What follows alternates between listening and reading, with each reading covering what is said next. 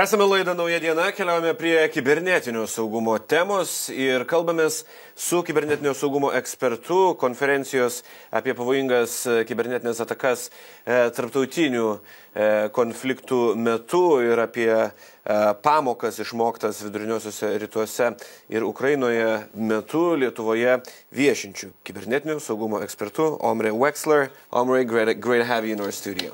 Thank you for having me. Speaking of cybersecurity and of the lessons learned. Kalbant apie kibernetinį saugumą ir pastaruoju metu per didelius tarptautinius konfliktus išmoktas pamokas, ką galėtumėte įvardinti kaip esminius punktus? Period to these conflicts, period to the war in Ukraine specifically. Buvo manoma, kad artimiausias karas vyks tik kibernetinėje erdvėje, bet per žmonijos ir technologijų vystymosi istoriją matome, kad karas ne visuomet grindžiamas tik naujausiomis technologijomis. Technology doesn't really mean that the next conflict will be solely based on this technology. And we learned a lot of limitations. Išmokome, kad kibernetikos panaudojimas kaip ginklo gali būti labai ribotas. Kai Rusija įsiveržė į Ukrainą, visi manė, kad iš rikiuotės bus išvesta visa esminė Ukrainos infrastruktūra. Vanduo, elektra. And we've seen that with some, and there are reasons for that, but we've seen that it wasn't as successful as they wanted, and we've seen that. Bet pamatėme, kad tai nepavyko taip sėkmingai, kaip norėta.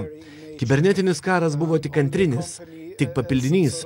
Karas buvo kinetinis. In addition to the more dominant kinetic warfare that we've seen. We've learned some lessons. Išmokome šias pamokas, bet ar dėl to labiau pasiruošėme? Ar kibernetinėms grėsmėms esame labiau pasiruošę? It really depends, because if we go back to Ukraine, for example, the Ukrainians have done a fabulous job. Nebūtinai. Pavyzdžiui, Ukraina pasiruošė pavyzdingai. Jie pakeitė ydingas praktikas, į kibernetinį saugumą investavo išties daug. Išgyvendino nelegalios įrangos naudojimą. Stopping all sorts of bad practices as using, for example, illegal software and so on.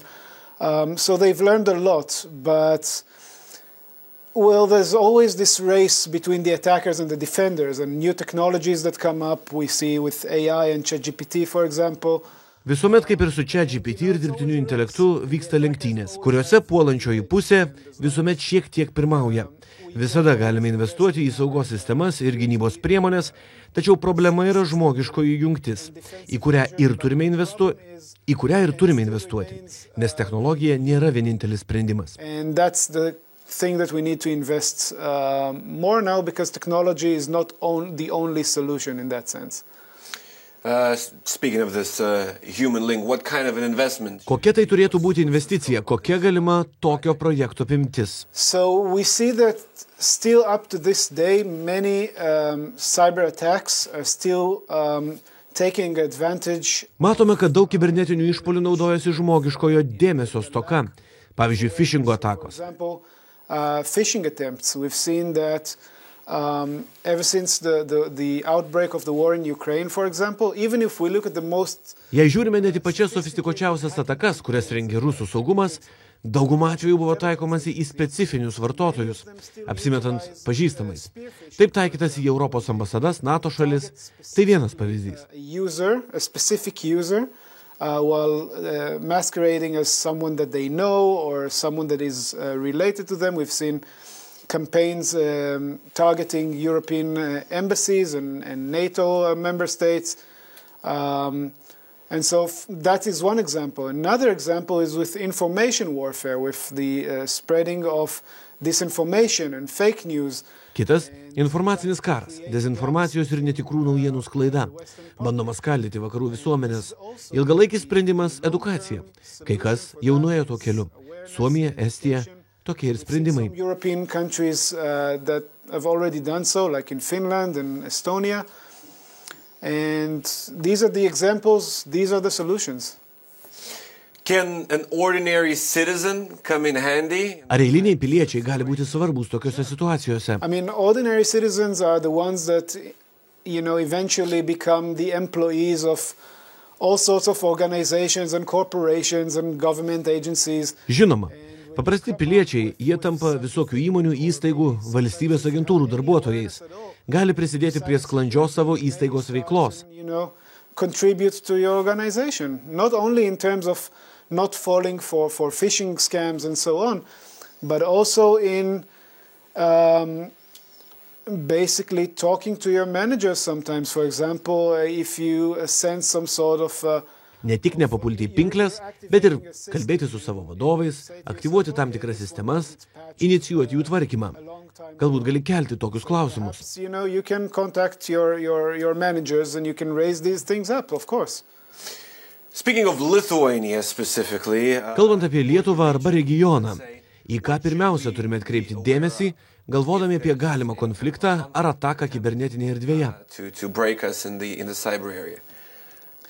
Well, I'd say that if we look at the main adversary in the region, which obviously is the Russian bear, yeah. the Russian bear. Jei žvelgiame į pagrindinę grėsmę regione, rusų mešką, turime suprasti jų strategijas ir jų grėsmių suvokimą. Tai kaip jie vykdo ir supranta informacinį ir kibernetinį karą.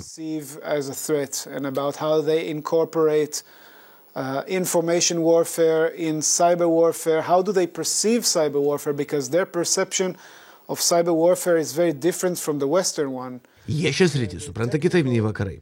Kibernetinė erdvė jiems pavaldi idėjoms.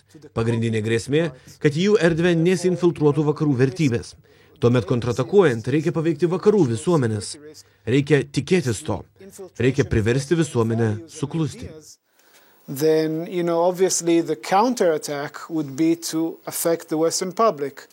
And so I think you have to anticipate that. You have to work your way around raising the awareness of the public for that. Sure. Pabaigai bendra tema. Elonas Muskas teigia, kad dirbtinis intelektas taps protingesnis už visus žmonės kartu sudėjus iki 2029-ųjų. Kur tai mus veda? Kaip tai pakeis kibernetinio saugumo iššūkius iki, sakykime, 2029-ųjų? Hard to predict because many technologies, sometimes take a different leap than expected. Sunku prognozuoti, nes technologijos kartais nukeliauja ne ta kryptimi, kurią tikimės. Dirbtinis intelektas tikėtina mus daug kur pralenks, bet žmonės kai kur vis tiek liks pranašesni. For example, in terms of imagination, because AI, whenever, it doesn't matter if you look at machine learning or deep learning. Pavyzdžiui, vaizduotė. Dirbtinis intelektas mokosi iš visko, kas vyko praeityje, duomenų, kurie jau egzistuoja. Jis gali atrasti naujas požiūrio kryptis, bet tai praeities duomenys. Vaizduotėje mes liksime pranašesni. O kalbant apie tai, kur krypsta pasaulis, jau galime matyti, kaip grėsmės keliantieji naudoja dirbtinį intelektą phishingui. Ideas, but all of these are based on past data. And therefore, with regards to imagination, I think we humans are going to still have an advantage. Regarding where the world is going at, look, we can already see how threat actors utilize AI for phishing attempts and so on. I think that we will see more development in the sense of creating new types of malware. Gali būti sukurta ir kitų žalingų įrankių, bet besiginančioji pusė galės skenuoti savo sistemas, ieškoti, kur jos pažeidžiamos, galbūt net sukurti nevatai kenkėjiškus įrankius, kurie taikytųsi į tavo paties sistemas ir ieškotų, kur esi pažeidžiamas. Tai kardas su dviem ašmenim.